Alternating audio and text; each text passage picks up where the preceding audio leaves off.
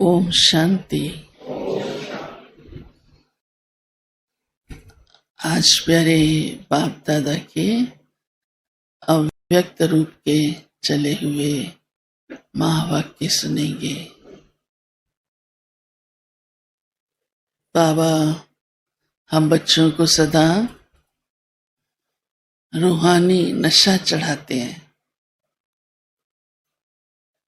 क्यों चढ़ाते हैं?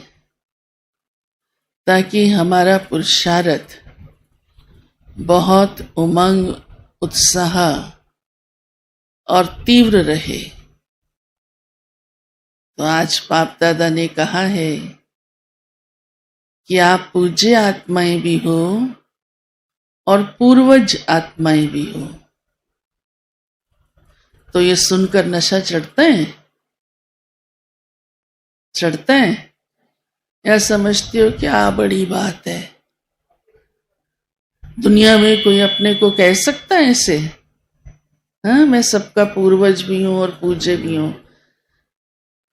लेकिन भगवान ने हमको हमारे इस जीवन का महत्व, ब्राह्मण जीवन क्या है, हम ब्राह्मण कैसे बने, क्या हमारा रोल रहा है, वो सब रहस्य हम सबको स्पष्ट बताया है।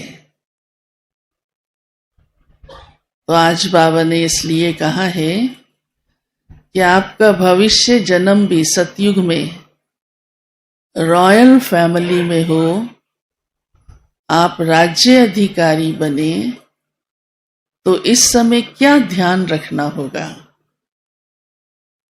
वो कुछ एक बातें बाबा ने बहुत जरूरी, क्योंकि आपके ही पुरुषार्थ से ही तो हमारा भविष्य है और हम सभी चाहते हैं कि हम रॉयल फैमिली में आए या किसी में भी आ जाएं, साधारण से साधारण या आम प्रजा में।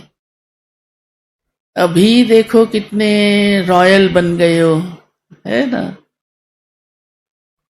तो बाबा ने इस समय की ही वो हमारी पुरुषार्थ की बातें जो होनी चाहिए उस पर ध्यान खिंचवाया है। तो बाप दादा कहते हैं पहले तो अभी ही बाप के दिल तख्त नशीन बनो, तो भविष्य तख्त सहज मिल जाएगा। अब आप खुद ही समझ सकते हो कि बाप के दिल तख्त पर कौन बैठ सकते हैं, है ना।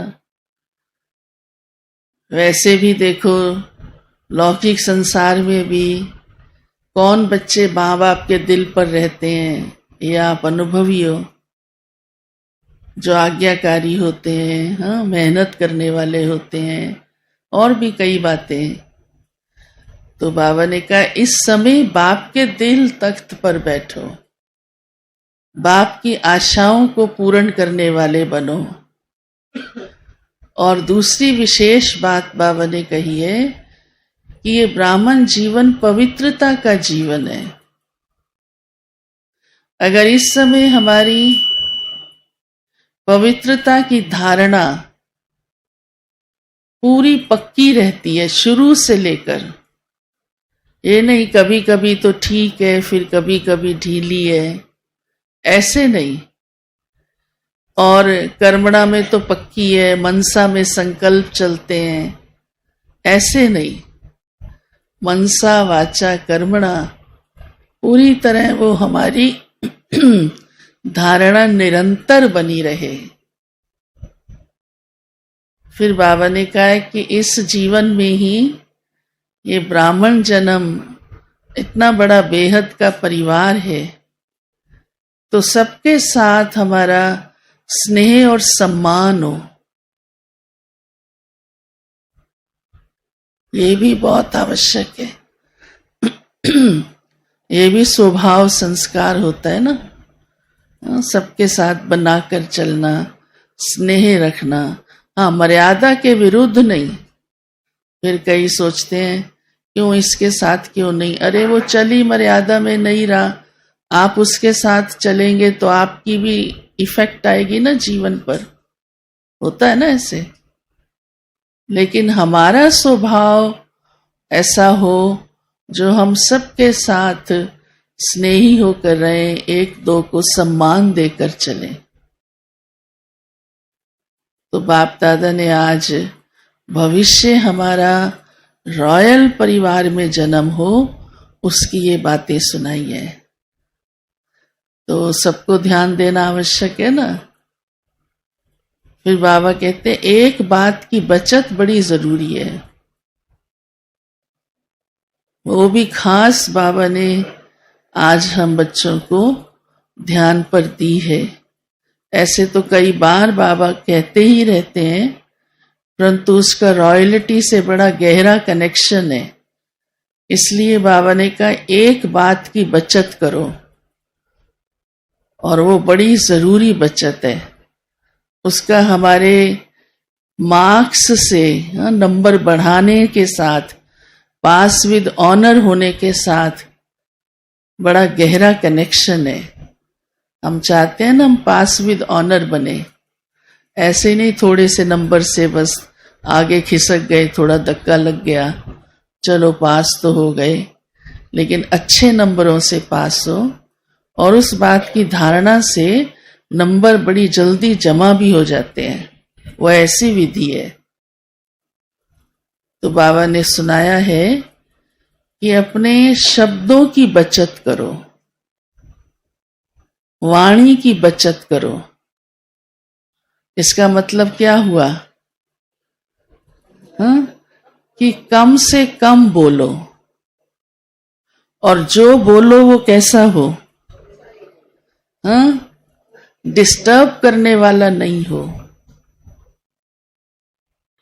तो बाबा इसलिए हमें कहते हैं व्यर्थ भी नहीं बोलो, डिस्टर्ब करने वाले बोल भी नहीं बोलो। और उसका एक ही बाबा ने हम सबको सूत्र दिया ही हुआ है पहले से ही, मंत्र कहो, कम बोलो, धीरे बोलो, मीठा बोलो, स्वमान में बोलो। तो बोल भी हमारे चार्ट को बहुत अच्छा मेंटेन करता है। दादी इस पर सुनाया करती थी कि अगर कोई ज्यादा बोलते हैं ना, उनको इशारा देते हैं, तो कोई कोई कहते नहीं मैं काम की बात कर रहा था, या ज्ञान की बात सुना रहा था। तो दादी कहती थी उसकी निशानी है वो जल्दी पूरी हो जाएगी। लेकिन वो तो घंटों बातें कर रहा है, आधा घंटा भी, मैं कहती 5 मिनट भी बहुत ज्यादा है। तो व्यर्थ ही होता है वो। तो वो भी हमारा चार्ट खराब होता है, ये समझ लो। रॉयल नहीं माना जाता, उस व्यक्ति को साधारण माना जाता है। नेचुरली है ना, आप खुद भी देखो क्या समझते हो ऐसों के लिए। तो ये भी आज बाबा ने ध्यान पर दिया है।